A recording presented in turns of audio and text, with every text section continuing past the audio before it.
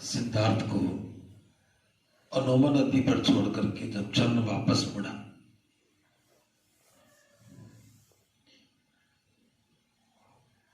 तब उसका प्रयास असफल हो गया था। वह चाहता था कि सिद्धार्थ को वापस ले चले, तो बड़ी दुखी मन के साथ वह वहां से वापस मुड़ा। रास्ते में मुड़ मुड़ करके पीछे देखता रहा जब तक सिद्धार्थ ओझल नहीं हो गए। और केवल क्षण ही दुखी नहीं था, कंथक भी दुखी था।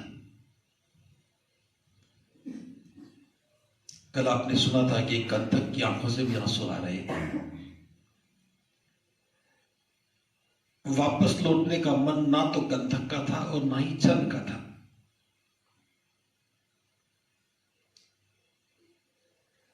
कंथक वैसे तो धैर्यपूर्वक चल रहा था, लेकिन उसका मन नहीं था। उसे प्यास भी लगी थी, भूख भी लगी थी, लेकिन पूरे रास्ते में उसने ना तो पानी पिया और नहीं चारा खाया। अंत में धीरे धीरे दोनों कपिलवस्तु पहुंचे।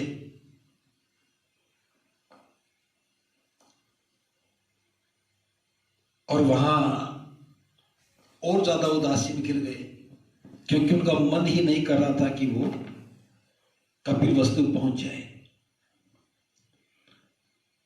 कुछ लोगों के मन में उम्मीद थी कि सिद्धार्थ लौट आएंगे, लेकिन उन्होंने देखा कि घोड़ा तो खाली है, कोई सांप नहीं है, तो वे दोबारा से और ज्यादा दुखी हो गए। जिस रास्ते को कंथक ने एक ही दिन में पूरा कर लिया था, वापसी में आने के लिए उसे कई दिन लगे। तो आप समझ सकते हैं कि जो दुख का भाव है वो व्यक्ति की सारी गति रोक देता है। और उसके बाद कहा जाता है कि कंथक ने अन्न और जल दोनों त्याग दिए और वो भी दुनिया से विदा हो गया। तो वियोग जो है बहुत कष्टकारी होता है। उधर राज्य के लोग भी जो थे वे भी केवल आंसू बहा रहे थे, महिलाएं भी केवल आंसू बहा रही थी। और इस प्रकार उस सारे घटनाक्रम का एक दुखद अंत हुआ। जो लोग नहीं चाहते थे वो हुआ। अब यहां जो सबसे महत्वपूर्ण बात यह है,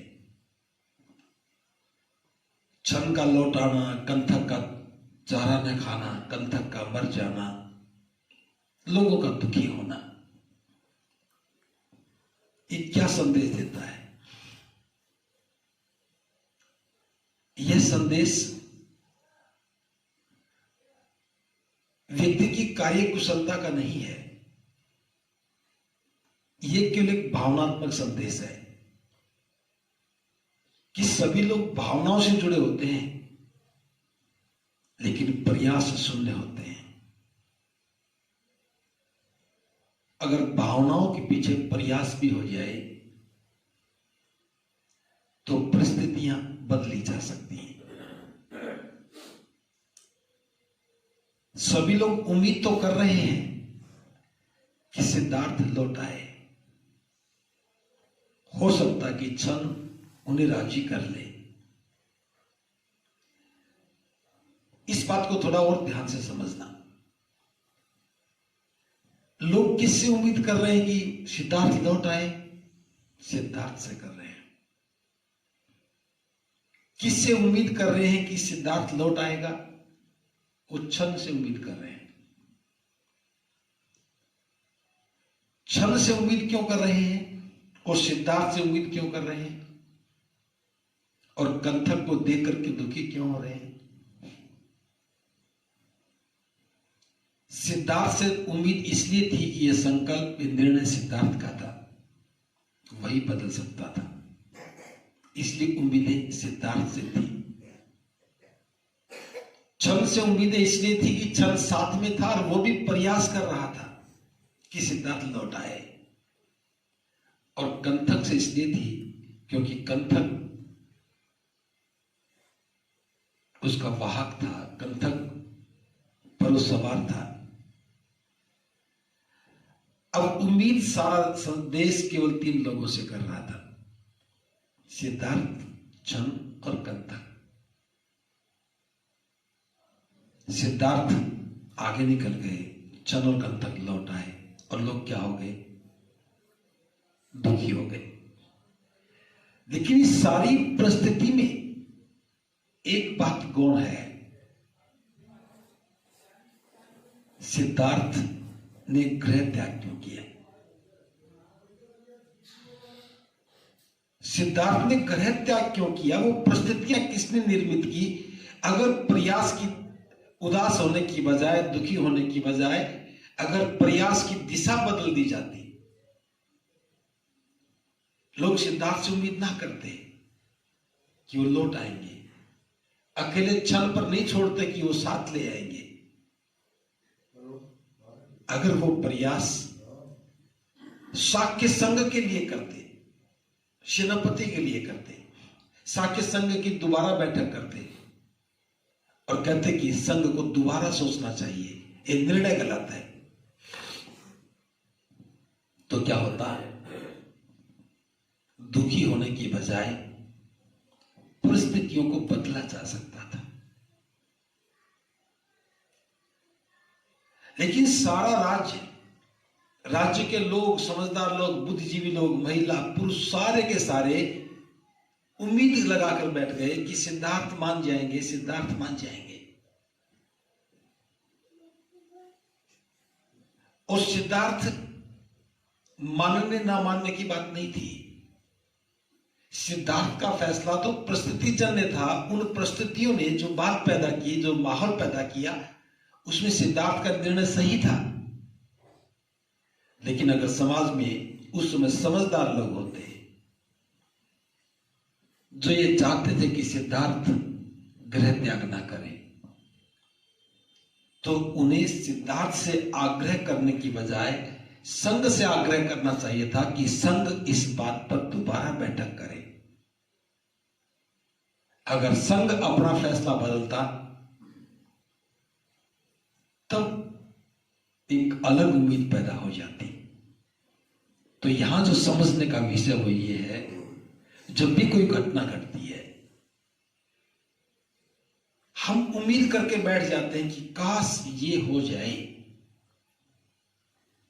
लेकिन उस उम्मीद में हमारे प्रयास शामिल नहीं होते। हमारे प्रयास इतने होते हैं कि झुंड बना करके खड़े हो जाएंगे, उधर सुन के आए तो इधर बता देंगे, इधर सुन के आए तो इधर बता देंगे, और हम उस परिस्थिति का हिस्सा नहीं बनते हैं। हम उस वातावरण को और गंभीर बना देते हैं। जो व्यक्ति निर्णय कर रहा, जो काम कर रहा है, उसका सहारा भी नहीं बनते हैं, बल्कि कमजोर करते हैं। छंद भी कमजोर कर रहा है निर्णय को,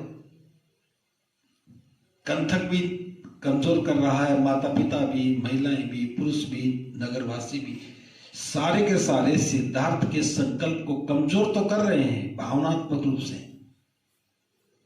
लेकिन जिन परिस्थितियों ने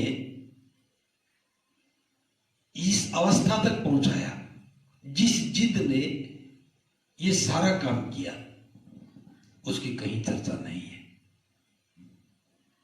और इसलिए हम लोग समझ नहीं पाते कि सही क्या है और गलत क्या है। जितना भी लिखा गया है, ये सब लिखा गया है, लेकिन उस प्रयास के बारे में नहीं लिखा गया जो करना चाहिए था।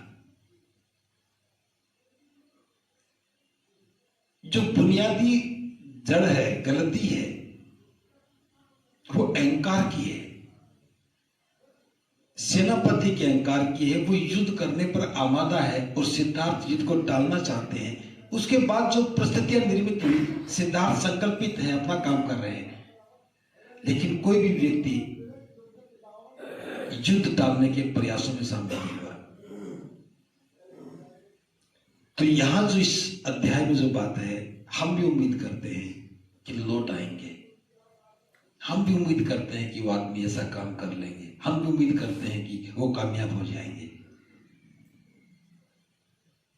हम दुखी भी होते हैं, सुखी भी होते हैं, लेकिन परिस्थितियों को बदलने के लिए कोई भूमिका अदा नहीं करते। तो क्या करना चाहिए हमें?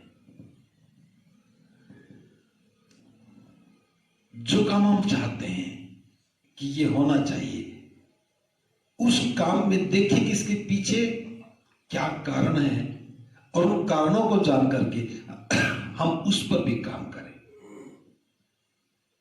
जब तक उन कारणों को नहीं जानेंगे, हम सिर्फ आंसू बहाएंगे और खाली हाथ लौट के आएंगे।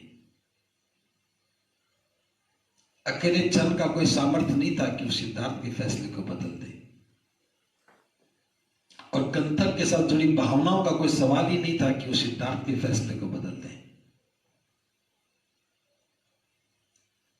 सिद्धार्थ का निर्णय संघ के द्वारा लिए गए फैसले से जुड़ा था। अब चोट फैसले पर लगनी चाहिए थी, चोट उस निर्णय पर होनी चाहिए थी, सवाल उनसे पूछा जाना चाहिए था। सिद्धार्थ के फैसले पर तो बाद में बात होनी थी।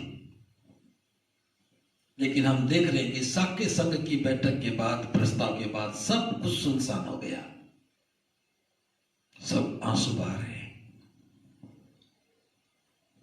राज सत्ता थी, वो भी चुप,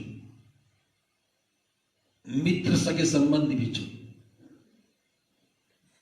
तो ये चुप्पी जो है, ये हमेशा समाज को गलत दिशा में लेके जाती है।